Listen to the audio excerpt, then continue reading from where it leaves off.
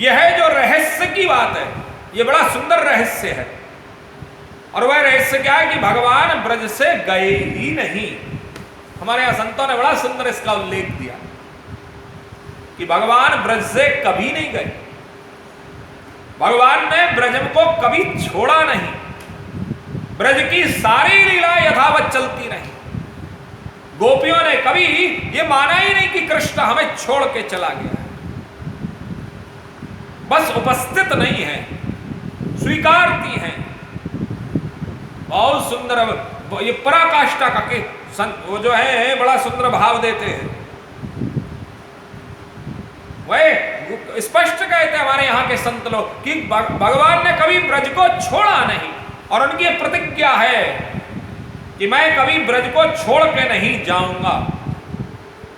आज भी श्रीनाथ जी बाबा में, श्रीनाथ जी बाबा वहां विराजमान अवश्य हैं, लेकिन शयन आरती उनकी आज भी ये गोवर्धन में होती है। जरा विचार करिए, शयन आरती कहाँ होती है? गोवर्धन में होती है।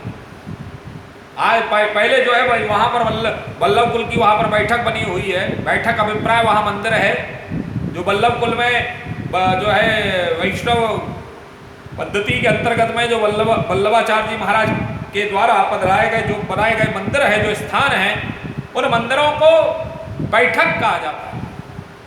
तो उस बैठक में एक ये जो है जतीपुरा पर वहां पर पहले एक रथ विराजमान था। पता नहीं अब आजकल है या नहीं है, अभी तो नहीं पता, लेकिन बड़ा सुंदर चरित्र आता है।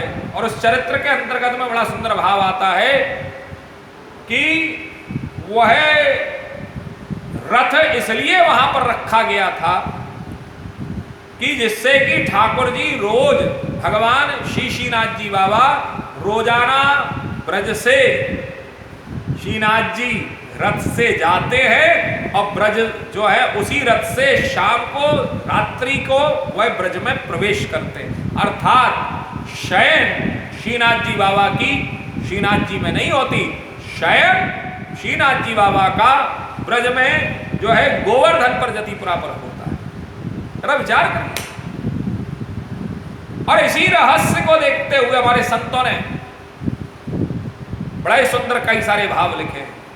पंडित श्री गया प्रसाद जी महाराज को अगर आप लोग पढ़ें, तो कभी मौका लगे तो आप पंडित श्री गया प्रसाद जी महाराज को पढ़िए। गया प्रसाद जी महाराज ने कभी भी ब्रज भाषा को छोड़ा नहीं, कभी भी ब्रज भाषा को नहीं छोड़ा। उनके जितने भी वक्तव्य हैं वह लगभग सबके सब ब्रज भाषा में हैं। पंडित श्री गया प्रसाद जी महाराज को आज भी जिनकी समाधि बनी हुई है आने और पर, आप जाइए दर्शन करने, कभी आप उस रास्ते से निकलेंगे तो पंडित श्री गया प्रसाद जी महाराज की समाधि आज भी बनी हुई है। इनकी बड़ी सुंदर बात थी, ये स्पष्ट कहते कि मेरो लाला का यहाँ ब्रजते, मैं यहाँ ब्रज छोड़ के गयो ना है कहीं, और गया भी है तो रात्रि वह सेवा में यहीं आवे। वहां कहो ये नियम है, पंडित जी महाराज कहें कि वाको ये नियम है कि वह भले ही कहूं भी चलो जाए, लेकिन रात्रि वाकी जो बीतेगी वह यहीं गोवर्धन नाथ की तरेटी में बीतेगी।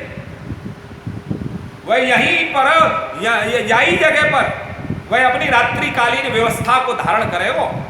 वह रात्रि शयन जो करेगो मेरो लाला कहूं और ना करेगो, बल्कि वह नींद अगर आवेगी तो वह गिरिराज की तरेटी में ही आवेगी। ये पंडित जी महाराज बड़ा सुंदर कहे। आप जाइए कभी दर्शन करके आइए, बड़े उच्च कोटि के संत हुए हमारे यहाँ। तो संतों, ये संत कोई संत नहीं है, ये सब गोपी भाव को धारण किए हुए संत हैं, जिन्होंने उस परंपरा को आगे बढ़ाया है। जरा विचार करिए।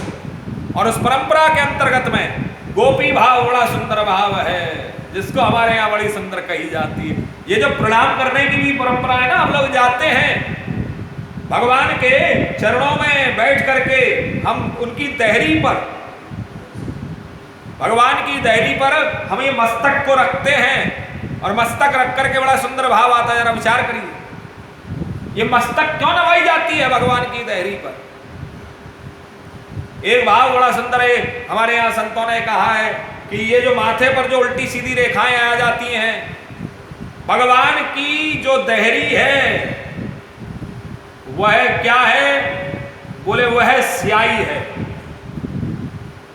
क्या है? स्याही है। और ये जो हमारे माथे पर जो उल्टी सीधी रेखाएं आ जाती हैं, जब हम भगवान के अपने मस्तक को ले जाकर के भगवान की देहरी पर नवाते हैं, तो वह भगवान की वह जो स्याही है वह हमारे मस्तक पर लग जाती है। तो जब मस्तक पर लग जाती है तो स्याही के लगने के बाद में हमारी जितनी भी उल्टी रेखाएं होती हैं वह सब सीधी हो जाती हैं। तो एक भक्त ने जो है शंका कर दी, बोले महाराज जी ये नियम हमें समझ में नहीं आता। क्यों नहीं आता? आपने कभी रबड़ स्टैंप देखा है? रबड़ स्टैंप कैसा होता है?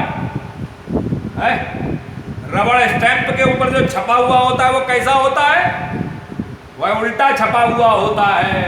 और उसको जब स्याही में दबा करके और उसको कहीं किसी कागज के ऊपर लगाया जाता है तो वो क्या हो जाता है?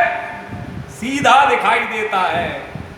स्याही है भगवत कृपा, और भगवत कृपा में ये जो उल्टी टाड़ी टेढ़ी मेढ़ी जो रेखाएं हैं ये सारी मस्तक की रेखाएं, जब हम भगवान की देहरी रूपी स्याही पर हम अपना मस्तक को नवा देते हैं, भगवान की स्याही रूपी कृपा हमारे मस्तक पर लग जाती है, तो ये मस्तक हमारी हर रेखा को, हर कार्य को सीधा कर देता है।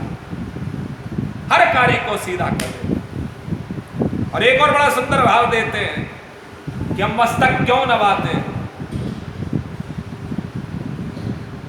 ये मस्तक की रेखा हमें सीधी करनी है। बड़ा सुंदर भाव है। गोपियां कहती हैं कि जग चाहे करे बदनाम हमें, पर प्रीत की रीत निभानी है। जग चाहे करे बदनाम हमें, पर प्रीत की रीत निभानी है। दिल सो दिलदार सो यारी करें, दिल सो दिलदार सो यारी करें। अब कौन सी लाज लजामनी है, परवाह नहीं अफवाहन की।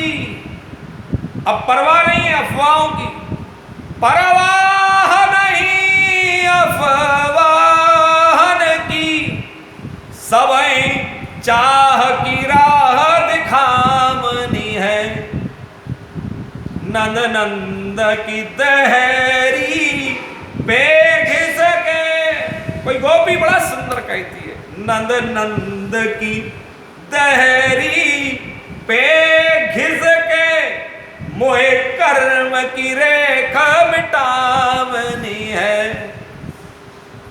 नंद नंद की देहरी पे घिस के मोहे कर्म की रेखा मिटावनी है। कर्म की रेखा को मिटा देना है, घिस देना है। इतना ज्यादा घिस देना है कि मेरी ये कर्म रूपी रेखा समाप्त हो जाए, मेरा कोई कर्म कर्म ना रहे, वह सब कर्म मेरा कृष्ण स्वरूप में हो जाए। ये बड़ा सुंदर भाव है। प्रेम गंगना विरुद्धो क्षणमार्जनादो, एक क्षण भी गोपियां भगवान के उस भाव से विमुक्त नहीं होती साहब, विमुक्त नहीं। गोपी भाव कोई साधारण भाव नहीं है। लेपन का अर्थ है, अर्थात जिसने अपने शरीर के ऊपर कृष्ण के नाम को धारण कर लिया। जरा विचार कीजिए, मैंने मेहंदी रचाई रे कृष्ण नाम की, मैंने बिंदिया लगाई रे कृष्ण नाम की, मैंने नथनी गड़ाई रे कृष्ण नाम की। डोंगरे जी महाराज बड़ा सुंदर ये भजन गाते थे। उस समय रुक्मणी मंगल होता था तो रुक्मणी मंगल में बड़ा सुंदर ये भाव, उनका ये भजन बड़ा सुंदर रहता था कि मैंने मेहंदी रचाई रे कृष्ण नाम की। हम मेहंदी भी लगा, हमने मेहंदी किसकी रचाई?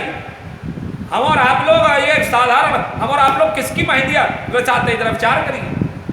हम और आप लोग साधारण अवस्था स्थिति में हम संसार की मेहंदी संसारिक लोगों के लिए, लेकिन जो गोपी भाव को धारण करे हुए जो स्त्री है या जो पुरुष है, हमारे पिताजी महाराज कभी कभी श्रावण मास में वो अपने उल्टे हाथ में वामांग में जो है मेहंदी को धारण करते थे।